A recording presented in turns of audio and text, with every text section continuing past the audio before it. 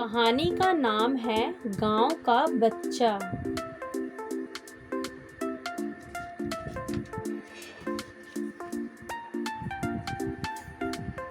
लेखक जेन कोवेन फ्लेचर, अनुवाद अरुंधति देवेस्थले। एकलव्य के लिए स्कॉलास्टिक द्वारा प्रकाशित। सूरज धीरे धीरे ऊपर आकाश में चढ़ने लगा था, लेकिन गांव में लोग कब के जाग चुके थे। आज बाजार का दिन था। येमी, माँ ने कहा, आज बाजार में तुम अपने छोटे भाई का ध्यान रखना। मैं तो आम बेचने में बहुत व्यस्त रहूंगी। आओ कोकू, येमी ने कहा, आज तुम्हारा ध्यान मैं रखूंगी। अकेली मैं, तुम अकेली? माँ ने येमी की तरफ देखकर मुस्कुराते हुए कहा। माँ सब जानती थी। माँ ने आम की टोकरी उठाई। येमी ने कोकू को पीठ पर बैठा लिया। येमी को माँ के साथ घर से निकलते हुए बहुत बड़ी हो जाने का एहसास हो रहा था। गांव के अंदर जाने वाले लोगों के झुंड में वे शामिल हो गए। आसपास सभी जगह से लोग अपनी चीजें बेचने और अपनी ज़रूरत की चीजें खरीदने आ रहे थे। बाजार का दिन एक दूसरे से मिलने का अवसर भी होता है।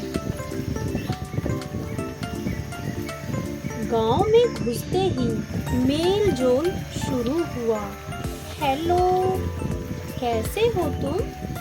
घर पर सब कैसे हैं?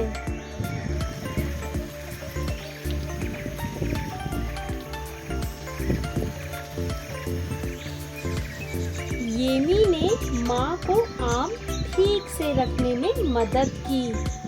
फल बेचने वाली और औरतों में से एक ने माँ से कहा, येमी अब बड़ी हो गई है, कितनी मदद करती है तुम्हारी। हाँ, माँ ने कहा, आज यह कोकू का ध्यान रखेगी। अकेली मैं, येमी ने जोड़ा। अकेली तुम? हाँ। हाँ, उस औरत को आश्चर्य हुआ। सिर हिलाकर वे मुस्कुराई, क्योंकि उन्हें भी बेहतर पता था।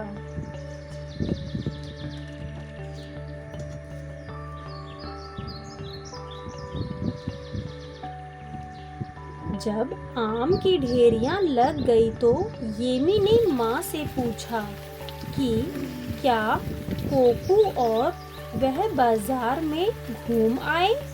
माँ ने कहा, जाओ, पर ज्यादा देर ना लगाना।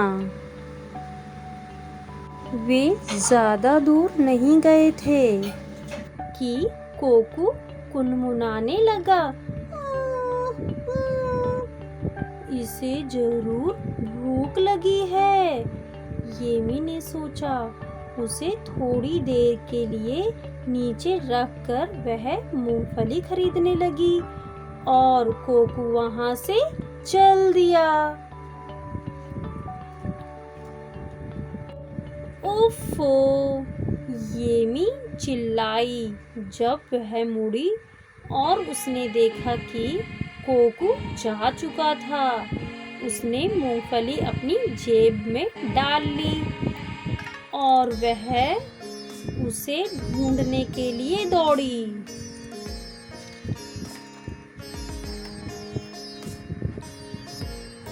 कहाँ गया होगा वह? येमी ने खुद से कहा, कोकू को ढूंढते हुए। येमी को फिक्र होने लगी, कोकू भूखा होगा। लेकिन वह भूखा नहीं था। कोकू को प्यास लगी होगी,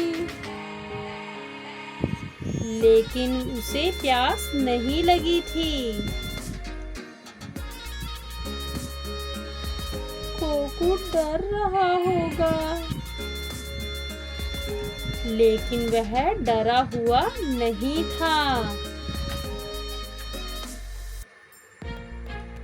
कोकू को गर्मी लग रही होगी,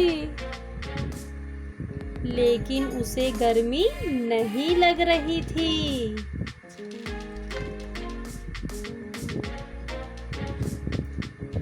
कोकू थक गया होगा, लेकिन वह थका नहीं था।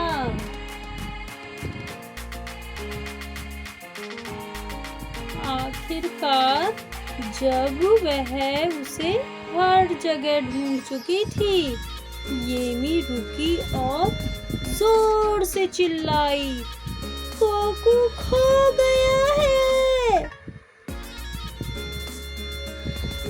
लेकिन वह खोया नहीं था।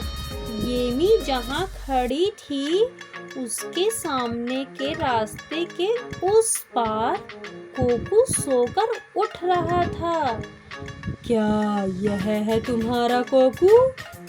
चटाई बेचने वाले ने पूछा। कोकू को प्यार से उठाते हुए येमी चिल्लाई, जी हाँ। इसकी देखभाल करने के लिए आपका बहुत शुक्रिया, येमी ने चटाई वाले से कहा। अरे, उसने हंसकर कहा, मैंने अकेले थोड़ी ही की। उसने उस तरफ इशारा किया जहां से कोकू आया था। येमी ने उसका फिर से धन्यवाद किया और उसी दिशा में आगे चल दी।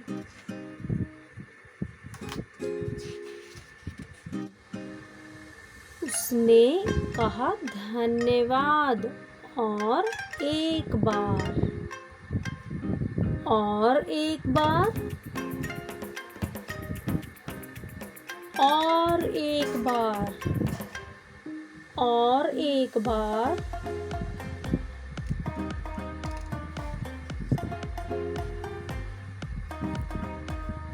हम जाने कब से घूम रहे हैं, कोकू, येमी ने कहा।